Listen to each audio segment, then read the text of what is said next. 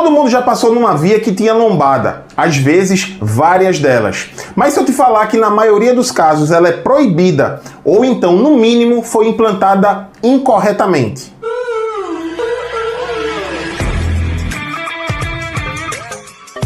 Olá, eu sou o professor Carlão, sejam muito bem-vindos ao Manual do Trânsito, o mais completo canal sobre trânsito do YouTube Brasil.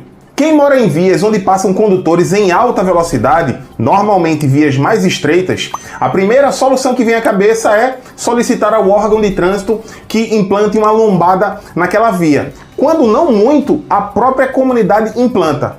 Mas no vídeo de hoje eu vou te mostrar que, na maioria dos casos, elas são proibidas e mesmo assim, quando existem, podem estar lá implantadas de forma ilegal. Essa resposta a gente encontra no artigo 94 do Código de Trânsito Brasileiro.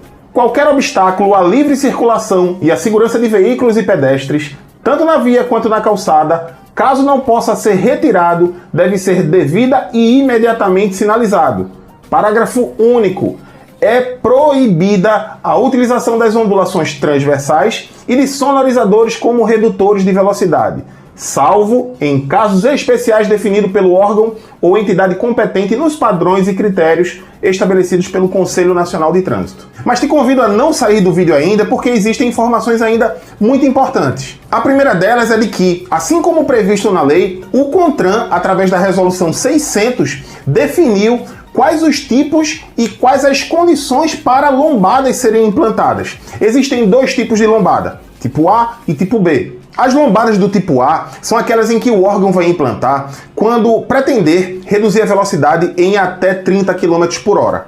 Excepcionalmente, podem ser implantadas em rodovias, desde que seja em trechos urbanos, e nos demais casos, apenas em vias coletoras e locais. São proibidas essas ondulações transversais em vias arteriais e de trânsito rápido. Inclusive, muito provavelmente, a lombada que você está acostumado a ver, ela está fora do padrão, porque essas lombadas elas não podem ser muito altas e muito curtas. Elas, dentro do padrão, têm que ter, quando do tipo A, de 8 a 10 centímetros máximos de altura e um comprimento de 3,70 metros. E não da forma como a gente normalmente vê. Existem também as do tipo B, que é para uma redução ainda maior, até 20 km por hora. Neste caso, apenas em vias locais, mas nessa via não pode passar transporte coletivo de passageiros e ela tem uma altura entre 6 e 8 centímetros e um comprimento de 1,5 metro. Bem diferente das lombadas que a gente está acostumado a ver, na verdade.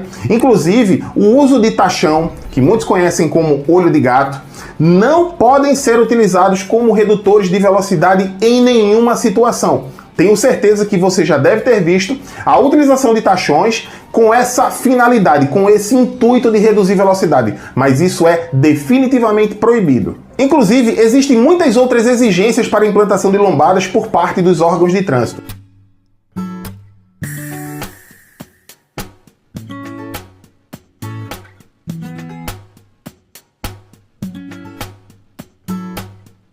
Para que nós possamos exercer nossos direitos, precisamos entender claramente o papel de cada órgão para não reclamar no lugar errado. Recentemente, num protesto aqui em Pernambuco, na BR-101, as pessoas pediam o desligamento das lombadas eletrônicas no período da madrugada. O curioso é que as pessoas, incluindo aí um dos repórteres, falava da necessidade do Detran responder a essa demanda.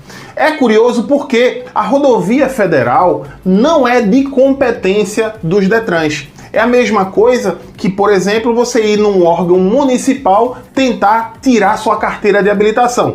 Essa é uma atribuição que é do Detran. Se a fiscalização é numa rodovia federal, automaticamente a responsabilidade é do DENIT. Então nós temos órgãos federais, estaduais e municipais e mesmo assim a cada um cabem atribuições distintas. Então a primeira coisa que a gente precisa ter em mente é que eu preciso conhecer quais os órgãos que compõem o Sistema Nacional de Trânsito, saber as esferas de competência e quais são as suas circunscrições, que são as áreas de abrangência. Uma vez munido desta informação de qual o problema e qual o órgão ou entidade competente para resolvê-lo, a gente vai para o Código de Trânsito Brasileiro, onde tem um capítulo exclusivo chamado do cidadão. Ele só tem 2 artigos, mas eles são muito importantes para que você possa, como eu falei na abertura, exercer os seus direitos.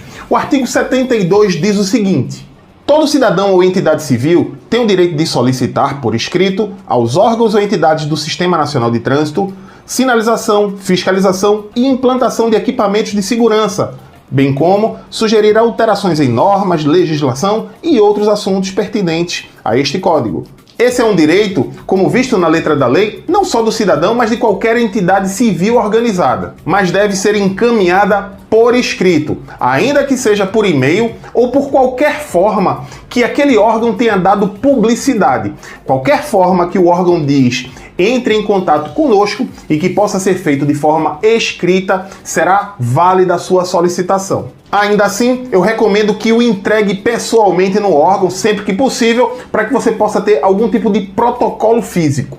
Uma vez protocolado, como ficará a resposta do órgão? Está lá no artigo seguinte, artigo 73. Os órgãos ou entidades pertencentes ao Sistema Nacional de Trânsito têm o dever de analisar as solicitações e responder por escrito dentro de prazos mínimos sobre a possibilidade ou não de atendimento, esclarecendo ou justificando a análise efetuada e, se pertinente, informando ao solicitante quando tal evento ocorrerá. Parágrafo único. As campanhas de trânsito devem esclarecer quais as atribuições dos órgãos e entidades pertencentes ao Sistema Nacional de Trânsito e como proceder a tais solicitações. Neste caso, o Código de Trânsito afirma que os órgãos precisam responder se sim, quando vão fazer, e se não, o porquê não irão fazer. Mas, de certa forma, deixou em aberto o que seriam prazos mínimos. É importante que a gente saiba que desde 2011 nós já temos a Lei de Acesso à Informação e este artigo, ainda que tenha sido redigido anteriormente, porque o código é de 98, ele está em consonância com a Lei de Acesso à Informação. E nela fica expresso que a informação deve ser dada de forma imediata, mas quando isso não for possível, que seja feita num período de até 20 dias. Caso não seja possível nesse período de 20 dias, de forma justificada, podendo ser prorrogado por mais 10 dias. Inclusive, também será dever do órgão informar quando aquela solicitação foi feita de forma equivocada. Por exemplo, mandar para o Detran uma solicitação relacionada a uma rodovia federal, como no exemplo que eu tinha dado anteriormente. Neste caso, o órgão deve dizer ao requerente para qual órgão ele deve enviar a solicitação. Uma pessoa me fez a seguinte pergunta: se houver um acidente de moto pelo motivo da lombada, a prefeitura responde por danos materiais e corporais? A resposta é sim, não apenas as prefeituras. Qualquer órgão ou entidade do Sistema Nacional de Trânsito, dentro das suas competências e atribuições e na sua circunscrição, vão responder por isso. E é muito simples encontrar o dispositivo legal. Parágrafo 3º, lá no primeiro artigo do Código de Trânsito. Os órgãos e entidades componentes do Sistema Nacional de Trânsito respondem, no âmbito das respectivas competências, objetivamente, por danos causados aos cidadãos em virtude de ação, omissão ou erro na execução e manutenção de programas, projetos e serviços que garantam o exercício do direito do trânsito seguro. Por hoje é só, espero que a informação tenha sido relevante. Se gostou, não esqueça de deixar o like e de compartilhar para outras pessoas. Um grande abraço a todos, te encontro no próximo vídeo.